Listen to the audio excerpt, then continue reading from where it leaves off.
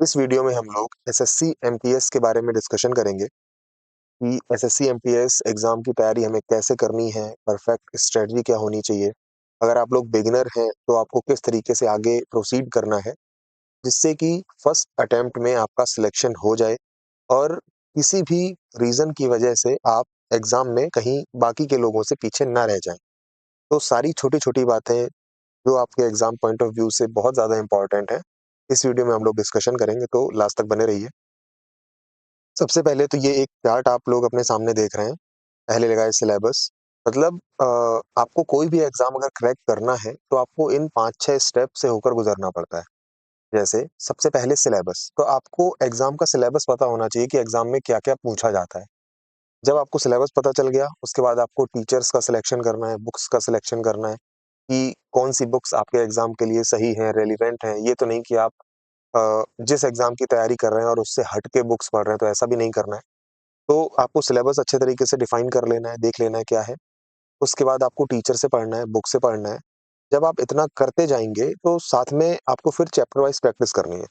आपने टीचर से पढ़ा, उसके बाद उसने जो शीट्स वगैरह दी, वो आपको करनी है और जो चैप्टर वाइज़ प्रैक्टिस है, वो आपको अपनी प्रीवियस ईयर की जो बुक्स हैं, जो आप परचेज़ करेंगे, उनसे आपको चैप्टर वाइज़ प्रैक्टिस करनी है। अब एग्ज़ाम में आप क्वेश्चन्स को सॉल्व कर पाएँगे या नहीं, तो उसके लिए आपको उसी फॉर्म में जिस तरीके से आपका एग्ज़ाम होता है, आपको प्रैक्टिस करनी है। अब ये प्रैक्टिस किस तरीके की होगी? जो आप क्विज़ेस लगाएँगे, टेस्ट लगाएँगे, तो यहाँ पर मैं बात कर रहा हूँ आपके चैप्टर वाइज़ टेस्ट की। सपोज़ आपने परसेंटेज का चैप्टर पढ़ा, उसको आपने बुक से सॉल्व किया, उसके बाद आपको क्या करना है, अ, किसी एप्लीकेशन में जाके वहाँ से चैप्टर वाइज़ प्रैक्टिस कर लेनी है एंड देन आपको रिवीज़न की तरफ जाना है। मतलब जब आप एक बार पूरे सिलेबस को इस तरीके से कर चुके होंगे, फिर आपको रिवीज़न की तरफ भी जाना है। पहले आप चैप्टर वाइज़ प्रैक्टिस करेंगे, उसके बाद उसका रिवीज़न करेंगे। इसी तरीके से जब आपका पूरा सिलेबस कंप्लीट हो जाएगा, तब भी आपको रिवीज़न की तरफ बार-बार जाते रहना है। ऐसा तो है नहीं कि एक बार में आपको सारी की सारी चीज़ें याद हो जाएँगी, आपके दिमाग में चली जाएँगी, ऐसा नहीं होगा। तो ये दिमाग में आपके बनी रहें, आपके दिमाग में चली जाएँ, तो आपको बार-बार रिवीज़न करते रहना है। अब जब आपका सिलेबस हो गया, चैप्टर वाइज़ प्रैक्टिस हो गई, रिवीज़न हो गया, फिर आपको मॉक टेस्ट की तरफ भी जाना है। अब एग्ज़ाम में आप किस तरीके से परफ़ॉर्म करेंगे, ये डिपेंड करता है आपके मॉक टेस्ट पर। अब मॉक टेस्ट में भी आपकी कुछ गलतियाँ होंगी, कुछ चीज़ें जो आपने पढ़ी होंगी, वो आप मॉक में सही नहीं कर पा रहे होंगे, तो यहाँ पर आप फिर इम्प्रूवमेंट की तरफ जाएँगे। जो चैप्टर आपसे मॉक में गलत हो रहा है, उसके लिए आप क्या करेंगे, उसका फिर से रिवीज़न करेंगे, फिर से उसको जाके देखेंगे कि क्या गलतियाँ हुई हैं हमसे मॉक में जो हमसे नहीं होनी चाहिए। हमें चैप्टर आता था, फिर भी हमने गलतियाँ की, तो ये सारी चीज़ें हमें मॉक टेस्ट के बाद इम्प्रूवमेंट के सेक्शन में देखनी है। जब ये प्रोसेस बार-बार हम लोग दोहराते रहेंगे, तो फिर फाइनली एग्ज़ाम देके हमारा सिलेक्शन हो जाता है। तो ये स्टेप्स आसान लग रहे हैं आपको देखने में कि हाँ 5-6 स्टेप्स हैं और ये कर लेना फिर हमारा सिलेक्शन हो जाएगा, बट ऐसा नहीं है।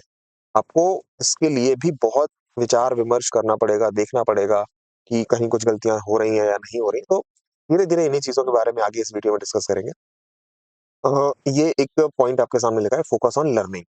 फोकस ऑन लर्निंग का क्या मतलब है? देखिए, कई सारे स्टूडेंट्स ऐसे होते हैं, उनके सामने सिलेबस है, तो वो क्या करते हैं, बस जल्दबाजी में अपना सिलेबस खत्म करने की कोशिश करते हैं। तो ऐसा नहीं करना है आपको। सिलेबस इस तरीके से खत्म करना है कि आपको हर चीज़ समझ में आती रहे।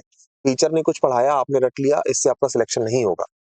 ज़रूरी थोड़ी है कि जो टीचर ने आपको पढ़ा दिया एग्ज़ाम में डिट्टो वही आ जाएगा, बिल्कुल नहीं ऐसा होगा।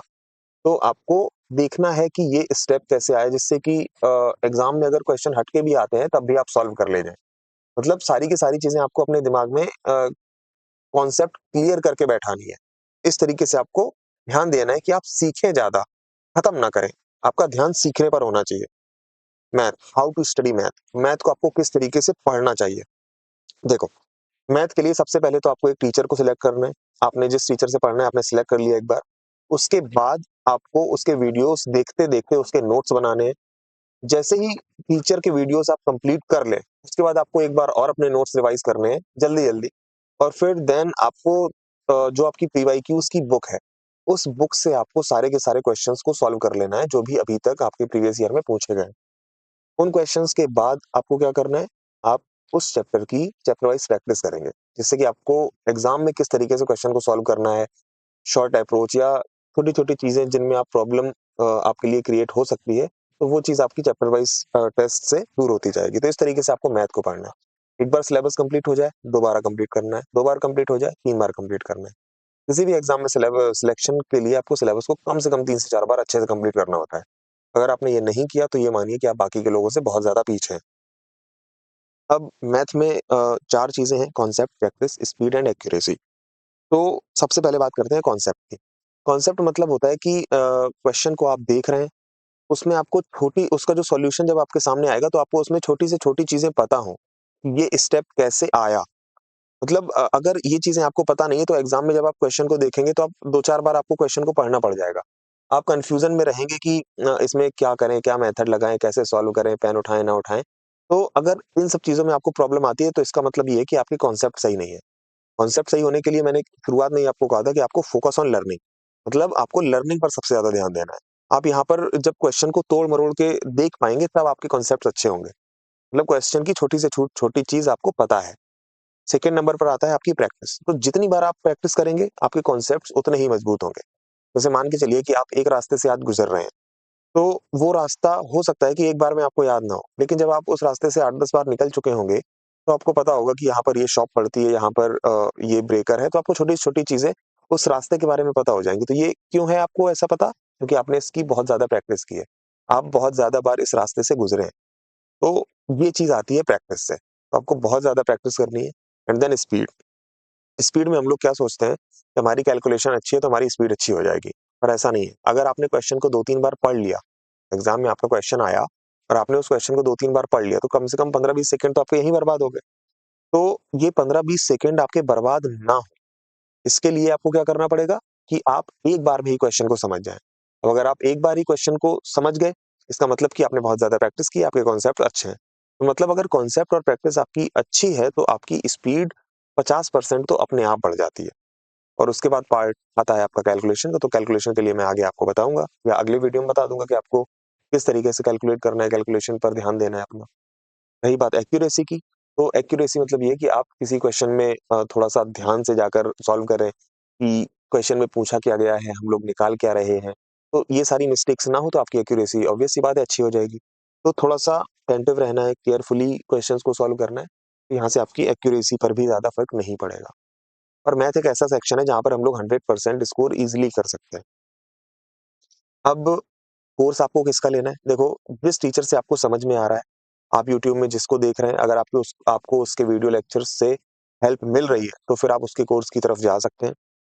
मैं 2-3 टीचर्स रिकमेंड कर देता हूँ। जैसे आप आदित्य रंजन की तरफ जा सकते हैं, राकेश यादव सर की तरफ जा सकते हैं और भूतेश सर की तरफ जा सकते हैं, अभिषेक ओझा की तरफ जा सकते हैं। और ऐसे किसी टीचर की तरफ मत जाइएगा जिसने शुरुआत से ही बहुत एडवांस लेवल का बता रखा हो और आपको किसी ने सजेशन दे दिया कि इन टीचर का कोर्स परचेज़ कर लो तो सिलेक्शन हो जाएगा। क्या फ़ायदा अगर आपको समझ में ही नहीं आ रहा है तो फिर उस कोर्स का क्या ही मतलब निकलेगा आपके लिए। और ऐसा कोर्स भी नहीं लेना है जिसमें 300-400 घंटे, 500 घंटे में पढ़ाया गया हो। अगर 400-500 घंटे में आपकी मैथ ही है तो फिर 1 डेढ़ साल तो आप मैथ ही पढ़ते रहेंगे। ऐसा भी आपको नहीं करना है। आपको देखना है कि किस टीचर से आपको समझ में आ रहा है और किसके कम वीडियोज़ हैं। इन दोनों चीज़ों पर जो टीचर खरा उतरता है आपको उसकी तरफ जाना है। हाउ टू टैकल क्वेश्चन्स, आपको क्वेश्चन्स को कैसे टैकल करना है। कोई क्वेश्चन आपके सामने आता है तो आप पता है क्या करते हैं? क्वेश्चन को देखते हैं और तुरंत जब आपको लगता है कि ये क्वेश्चन आपसे सॉल्व नहीं होगा तो आप तुरंत उसके सॉल्यूशन की तरफ चले जाते हैं। तो आई रिकमेंड कि आप ये ना करें। आपको अगर अपने कॉन्सेप्ट्स अच्छे करने हैं, तो एक क्वेश्चन जो आपसे सॉल्व नहीं हो रहा है, आपको कम से कम 15-20 मिनट का टाइम उस पे देना चाहिए। जब आप उस क्वेश्चन पे इतना टाइम देते हैं, तो फिर वो पर्टिकुलर चैप्टर जिससे वो क्वेश्चन निकल के आया है, जिस चैप्टर का वो क्वेश्चन है, वो चैप्टर आपका धीरे-धीरे बिल्ड होने लगता है। चैप्टर आपका स्ट्रॉन्ग होता है और वो क्वेश्चन कभी आपके सामने आया इन फ्यूचर तो वो आप उसमें कभी गलती नहीं करेंगे। तो इस तरीके से आपको क्वेश्चन्स को टैकल करना है, तुरंत उसके सॉल्यूशन की तरफ नहीं जाना है। अटेम्प्ट मैक्सिमम मॉक्स, आपको बहुत ज़्यादा मॉक्स अटेम्प्ट करने हैं जिससे कि एग्ज़ाम में गलती की गुंजाइश ही ना रहे। In your free time try to solve doubt of your friends. जब भी आपके पास फ्री टाइम है और आपके पास आपके दोस्तों ने क्वेश्चन्स सेंड कर रखे हैं, वो लोग मानते हैं कि आपको मैथ अच्छी आती है तो आपको उनके डाउट्स का आंसर देना है, आपको क्वेश्चन को सॉल्व करने की कोशिश करनी है। अब वो क्वेश्चन ऐसा क्वेश्चन ही होगा जो उस चैप्टर का थोड़ा अच्छा क्वेश्चन होगा। इससे फिर ये होगा कि आप अच्छे लेवल के क्वेश्चन्स की प्रैक्टिस भी कर पा रहे हैं और वो क्वेश्चन आपके एग्ज़ाम के रेलेवेंट भी है। तो यहाँ पर आप बाकी के लोगों से थोड़ा-सा आगे निकलते हैं। बुक्स की बात करें तो आपको कोई भी एक प्रीवियस ईयर बुक अपने पास रख लेनी है, चाहे वो किरण की, चाहे वो पिनाकल की, चाहे वो राकेश यादव सर की, कोई भी बुक आप अपने पास रख सकते हैं। अब बात करते हैं जीएस की। तो सबसे पहले तो बात कर लेते हैं कि जीएस आपको पढ़नी किस तरीके से है। देखो जीएस में मैं मानता हूँ कि आपको सबसे पहले टीचर के वीडियोज़ देखने चाहिए। टीचर के वीडियोज़ देखने से आपको जो भी बेसिक नॉलेज उस सब्जेक्ट के बारे में मिलनी होगी, तो वो आपको मिलेगी। अगर आप डायरेक्ट बुक की तरफ जाते हैं तो हो सकता है कि आपको लगे कि आप बस रट्टा मार रहे हैं या जो चीज़ें आपको बुक से समझ में नहीं आएँगी, वो आपको वीडियो से समझ में आ जाएँगी। उसके बाद आपको बुक की तरफ जाना है, बुक से एक बार पढ़ लेना है। जब आप बुक को भी पढ़ लें, तो फिर आपको वीडियो के जो भी नोट्स आपने बनाए हैं, उनको रिवाइज़ करना है और तुरंत पीवाईक्यू बुक की तरफ जाना है और वहाँ से सॉल्व करके देखना है कि कितने क्वेश्चन्स आपसे सॉल्व हो रहे हैं। तो ये तरीका होना चाहिए जीएस को पढ़ने का। और पीवाईक्यूज़ में भी कुछ क्वेश्चन्स हो सकता है कि आपसे सॉल्व ना हो रहे हों। तो आपको उनके लिए गूगल करना है, देखना है कि ये क्वेश्चन आपसे क्यों सॉल्व नहीं हुआ, इसका क्या लॉजिक था, क्या इसका कॉन्सेप्ट था जो आपको आना चाहिए और उसको आप फिर अपने नोट्स में ऐड करेंगे। तो इतना आपको करना है। अब जीएस के लिए आपको किसके कोर्सेज़ की तरफ जाना है? तो देखो, अगर आपने किसी का कोर्स परचेज़ कर रखा है या आप चाहते हैं कि किसी का परचेज़ कर लें, तो फिर आप जी यूट्यूब में आपको जो भी सही लगे उसकी तरफ जा सकते हैं। अदरवाइज़ अगर आपको फ्री कोर्सेज़ यूट्यूब में जो अवेलेबल है उनकी तरफ जाना है, तो मैं यहाँ पर एक लिस्ट आपको दे दे रहा हूँ। ये जो आपके सामने लिस्ट है, इस लिस्ट में से जितने भी नाम दिए गए हैं आप यूट्यूब में सर्च करेंगे, आपको इनके फ्री लेक्चर्स मिल जाएँगे और यहाँ से आपका 100% सिलेबस कंप्लीट हो जाएगा। और बाकी किस तरीके से पढ़ना है ये मैंने आपको बता दिया है। असली तैयारी उसी को कहते हैं, जब आप टीचर की भी हेल्प लें, बुक की भी हेल्प लें, पीवाईक्यूज़ की भी हेल्प लें, क्विज़ेज़ भी लगाएँ और मॉक टेस्ट भी लगाएँ, तो इस तरीके से आपको आगे बढ़ना है। अब बात करते हैं इंग्लिश की। इंग्लिश में देखो 3 चीज़ें हैं, ग्रामर, कॉम्प्रिहेंशन एंड वोकैब। तो सबसे पहले तो मैं बात करता हूँ इंग्लिश में कि आपको इंग्लिश को पढ़ना किस तरीके से। देखो, जैसे आपने जीएस को पढ़ा था, वैसे ही आपको इंग्लिश को भी पढ़ना है। आप इंग्लिश में कोई एक टीचर सिलेक्ट करेंगे। टीचर के लिए मैं बोल देता हूँ, आप जयसर इंग्लिश बाय जयसर, ये चैनल देख लेना, आपको फ्री वीडियोज़ यहाँ पर मिल जाएँगे। या English by Harsh sir, English by Aman sir, तो इनमें से किसी एक को भी आप पकड़ के अपनी पढ़ाई पढ़ सकते हैं, कर सकते हैं। यूट्यूब पर सारे लेक्चर्स अवेलेबल हैं, अगर आपको फिर भी इनका पेड कोर्स लेना है तो आप ले सकते हैं। उसके बाद आपको बुक की तरफ जाना है, आप नीतू मैम की बुक की तरफ जा सकते हैं। अगर आपको लग रहा है कि ये नीतू मैडम की बुक केडी पब्लिकेशन वाली वो सफिशिएंट नहीं है, तो इसके लिए मैं टेलीग्राम चैनल पर इंग्लिश के कंप्लीट नोट्स आपको दे दूँगा जो कि बुक से भी अच्छे होंगे। तो वहाँ से आप अपनी इंग्लिश कंप्लीट कर सकते हैं।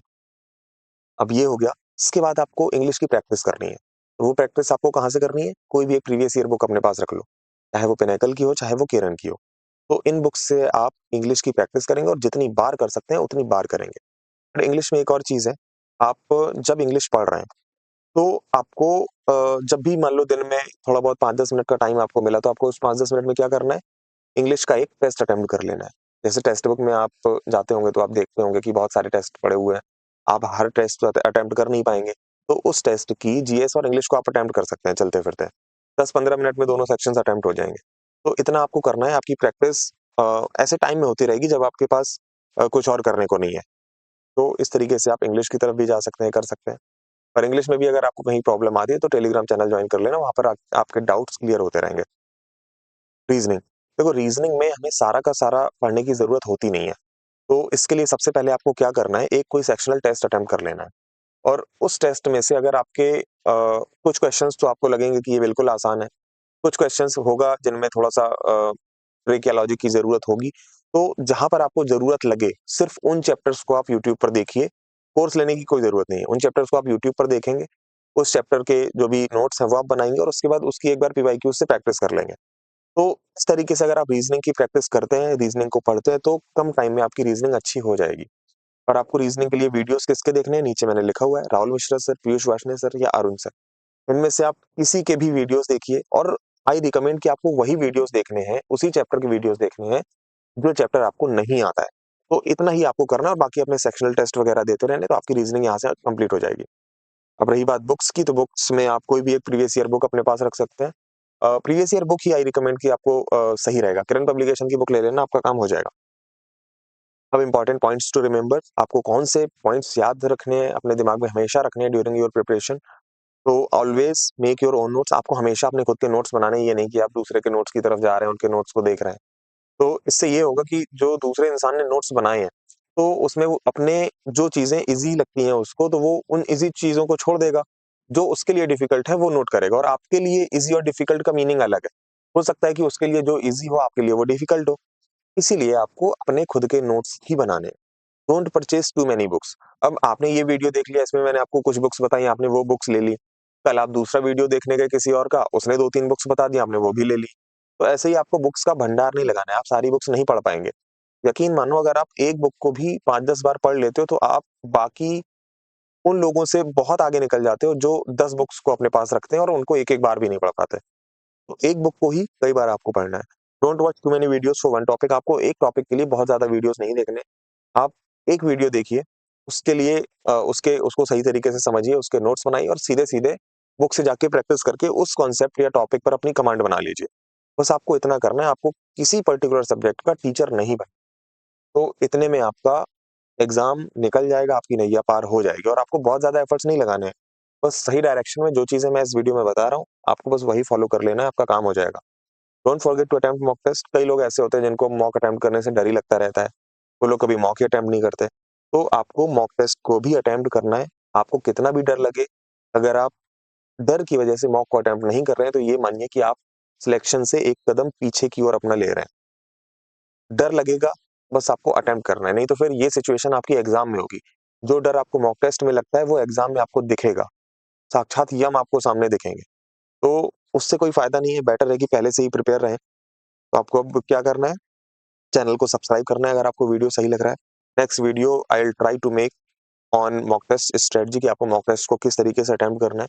और too don't forget to follow me on Instagram, join our Telegram channel for important PDFs जिसकी लिंक मैं आपको डिस्क्रिप्शन में दे दूँगा। Wish you all the very best. Thank you very much. आपने इतना वीडियो देखा और आई विश कि आप जल्दी सेलेक्ट हों और जल्दी ही अपने मन की नौकरी पाएँ। Thank you so much.